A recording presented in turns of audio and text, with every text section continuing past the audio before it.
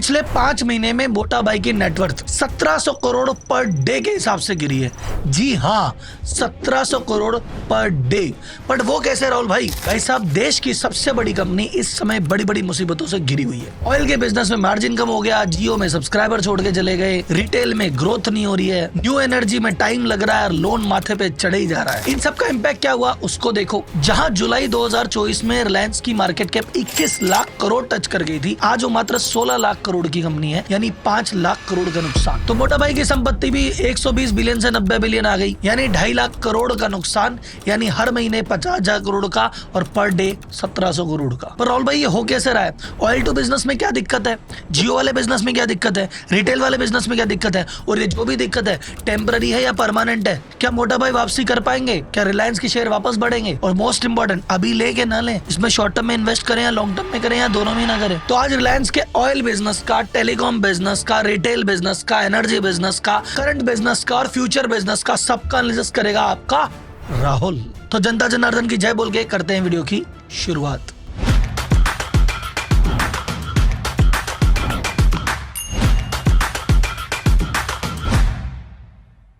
तो सबसे पहले बात करते हैं ऑयल टू केमिकल बिजनेस के बारे में, जो कि रिलायंस का सबसे बड़ा मेजर रेवेन्यू कंट्रीब्यूटर है, जिससे सबसे ज्यादा रिलायंस को सेल होती है। ये वो बिजनेस है जो धीरूभाई अंबानी ने सेटल किया था। ये वो बिजनेस है जिसके पीछे रिलायंस बनाया। ये वो बिजनेस है जिसके पीछे रिलायंस के पास पैसे का कुआं है, जहां से पैसा आता है और ये बाकी बिजनेस में लगाते हैं। लेकिन कितने ही बिजनेस में इन्वेस्ट करें, मेजर प्रॉफिट हमेशा यहीं से आता रहा था। कुछ ही समय पहले की बात है, 66% प्रॉफिट इस सेगमेंट से आता था, लेकिन अब ये सेगमेंट का प्रॉफिट 66% से कम होकर मात्र 39% रह गया। और वो कैसे हुआ राहुल जी? ये क्या हो गया सब?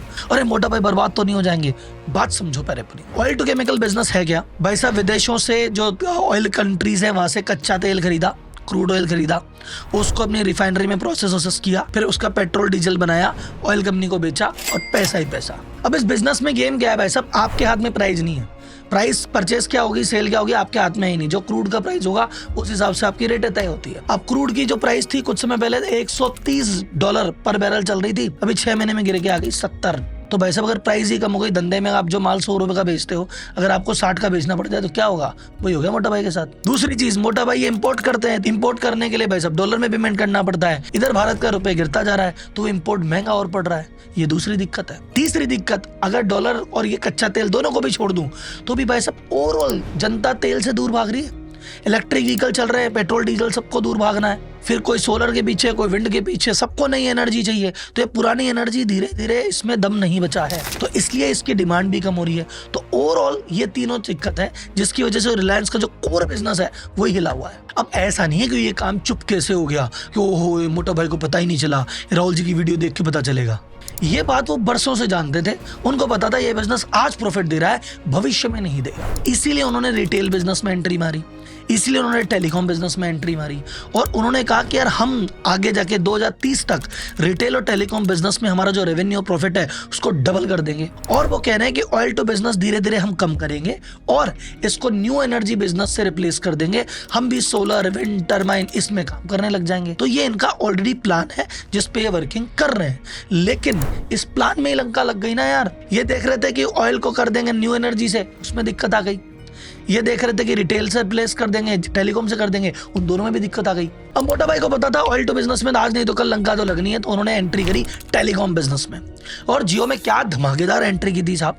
तू भी फ्री, नेट भी फ्री, कॉलिंग भी फ्री, सब फ्री। और शायद इसी चक्कर में सारे स्टार्टअप आगे बढ़ गए, इसी चक्कर में यूट्यूब की इंडस्ट्री खुल गई, इसी चक्कर में वीडियो बना पा रहा हूँ, आप देख पा रहे हैं। लेकिन भाई साहब इसमें भी 3 प्रॉब्लम हो गई। क्या प्रॉब्लम है? सुनो ध्यान से। मोटा भाई ने कहा देखो मैंने सबसे पहले फ्री किया था, पहले तुम 200 रुपए का 1 GB इंटरनेट दिया करते थे, मैंने तुम्हें फ्री किया, मैंने तुम्हें दिन का 1.5 रुपए इंटरनेट दिया, तो थोड़े से पैसे बढ़ा लिए तो क्या हो गया?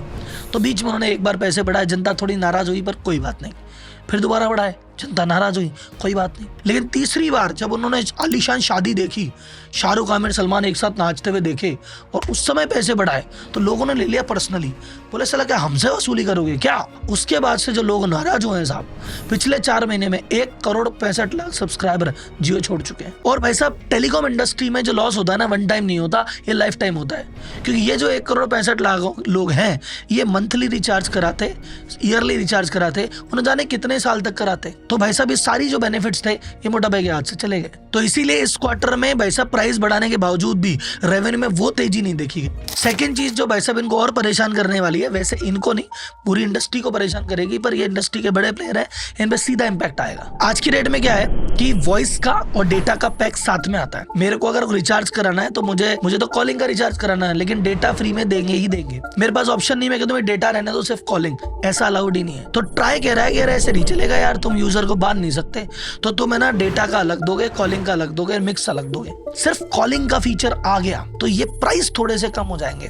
तो आज की डेट में देश में मान लो कि करोड़ों ऐसे लोग हैं जो भी वो पुराना वाला फोन हाथ में लेके घूमते हैं जिसमें इंटरनेट है ही नहीं, उससे बात करने के लिए फोन लेके घूम रहे हैं, लेकिन डेटा मजबूरी में लेना पड़ता है। ये ट्राई का डिसीजन आ गया तो उनका रिचार्ज कम हो जाएगा। सेकंड, भारत में कई ऐसे लोग हैं स्पेशली आशिक जो दो सिम लेके घूमते हैं। अब दोनों सिम में उनको कराना पड़ता है। अब क्या करेंगे, एक सिम में डेटा कराएंगे, एक सिम में कॉल कराएंगे, पैसे बचाएंगे। तो ये जो पैसे जनता बचा रही है ये जाएंगे टेलीकॉम कंपनियों की जेब से, और इसमें सबसे इंपॉर्टेंट मोटा भाई की जेब से। मोटा भाई को इस बात की टेंशन क्यों है, क्योंकि आज की डेट में रिलायंस का सबसे ज्यादा प्रॉफिट 39% यहीं से आ रहा है। जियो का जो बिजनेस है वो रेवेन्यू में चाहे 14-15% कंट्रीब्यूट करता है, प्रॉफिट में लगभग 40% कंट्रीब्यूट करता है। तो अगर यहाँ पे लंका लगी तो भाई साहब फिर तो बहुत बड़ी दिक्कत हो जाएगी। प्लस तीसरी चीज, कंपटीशन बढ़ रहा है। अभी आज की डेट में तो ऐसा लगा था कि इन्होंने साहब ये और एयरटेल दो ही लोग गए बाजार में, बीएसएनएल खत्म, बाकी सब खत्म, लेकिन धीरे धीरे तो वोडाफोन वापसी कर रहा है। जितने लोग जियो को छोड़ के गए, आधे से ज्यादा लोग बीएसएनएल में चले गए।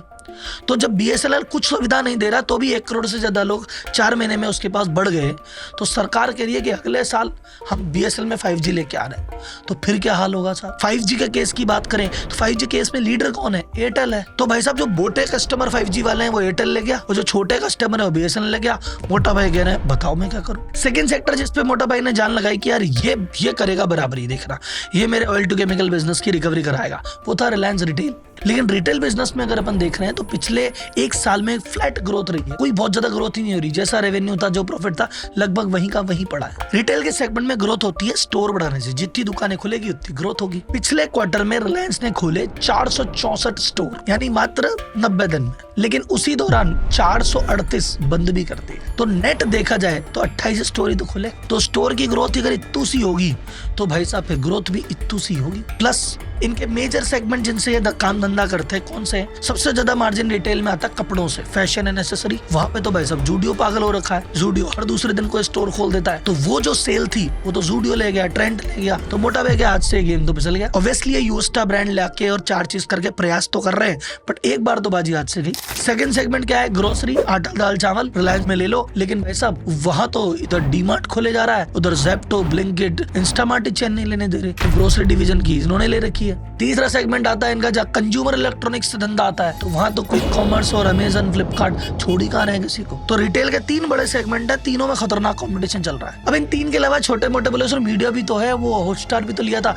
हाँ जी लॉस में है अभी तो, क्योंकि यूजर से पैसे ले नहीं रहे और वहां मोटे पैसे लग गए। कमाएंगे जब कमाएंगे, आज की डेट में लॉस है। अब भाई साहब जो कोर बिजनेस है उसमें टेंशन चल रही है, जो नए बिजनेस सेटल किए वो अभी तक चालू नहीं हुए, तो आदमी क्या करेगा, लोन लेगा। अब अडानी के लोन की बात होती है, अंबानी के लोन की बात नहीं होती। उन पे लोन कितना है बताऊं, गैस करोगे? सितंबर 24 का डेटा है, मात्र 3,57,000 करोड़ का लोन है। 31 मार्च 2020 को रिलायंस पे कर्जा था 1,61,000 करोड़ का। उसके बाद मात्र 197 दिन, गिन लेना 197 दिन में इन्होंने टोटल लोन लिया 2,60,000 करोड़ का। टोटल टैली फिर बढ़ गई, फिर बड़ी घटी। आज की डेट में जो स्टेटस है लास्ट सितंबर 2024 का, वो है 3,57,530 करोड़ रुपए का लोन। अब सर ये लोन लगता कहाँ है, एक तो बाकी जो धंधे चल रहे हैं उसमें, प्लस इन्होंने क्या प्लान किया कि मैं नई एनर्जी में जाऊंगा। जैसे जामनगर रिफाइनरी में जो ऑयल में दे रही है, मैं इसको रिप्लेस करूंगा न्यू एनर्जी से। तो इन्होंने सोलर सेगमेंट के लिए 75,000 करोड़ रुपए रिजर्व में रख रखे हैं कि यार इस पे इन्वेस्ट करूंगा,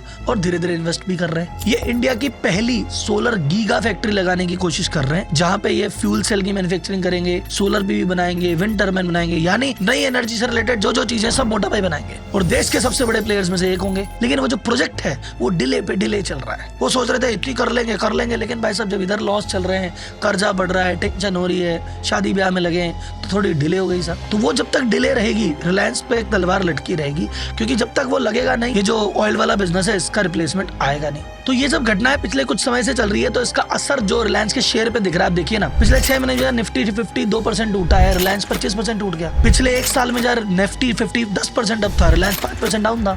FII का भी जहाँ रिलायंस में 24% था 20 रह गया, 4% FI बेच के निकल गया। तो कंक्लूजन क्या है राहुल भाई, इसमें लगाए नहीं लगाए, करे तो करे क्या, जाए तो जाए कहाँ। ये बात सत्य है कि बहुत प्रॉब्लम चल रही है, पर ये मत भूलो वो अंबानी। इन तीनों बिजनेस में ग्रोथ कम हुई है, प्रॉफिट कम हुआ है, लेकिन प्रॉफिट है, ऐसा नहीं कि लॉस में आ गए। अभी वीडियो बनने तक दिसंबर क्वार्टर के रिजल्ट नहीं आए, लेकिन अगर 9 महीने का एवरेज पकड़ लें तो अभी भी 60,000 करोड़ का प्रॉफिट तो बनाया ही है। तो ऐसा नहीं कि गरीब हो गए, लुट गए, बर्बाद हो गए, टेंशन है थोड़ी, पर निकल जाएंगे। इन्होंने मेन कंपनी में से जियो फाइनेंस को अलग कर दिया, फाइनेंस सेक्टर की अलग कंपनी बना दी, उसको अलग लिस्ट कर दिया, उसमें बहुत एक्शन होना बाकी है। आगे जाके ये रिटेल कंपनी को अलग कंपनी बना के लिस्ट कर देंगे, ये जो जियो की कंपनी है इसको बना के अलग लिस्ट कर देंगे। तो रिटेल की कंपनी अलग हो गई ईशा अंबानी CEO, जियो की कंपनी अलग हो गई आकाश अंबानी CEO, रिलायंस इंडस्ट्रीज में ऑयल की जगह नई एनर्जी आ गई अनंत अंबानी CEO। तीनों बहन भाई, तीनों की अलग अलग कंपनी। लेकिन ये सारी प्रोसेस में, क्योंकि रिलायंस एक बहुत बड़ा हाथी है, ये कोई 1-2 दिन में मूव नहीं करता, काम होते होते 2-3 साल लगते हैं। तो ये जो टेंशन अभी चल रही है 2-3 साल तक चलने का अनुमान है, तब ये कंपनी अलग हो जाएगी, तब आप में इसको गजब पोटेंशियल दिखेगा।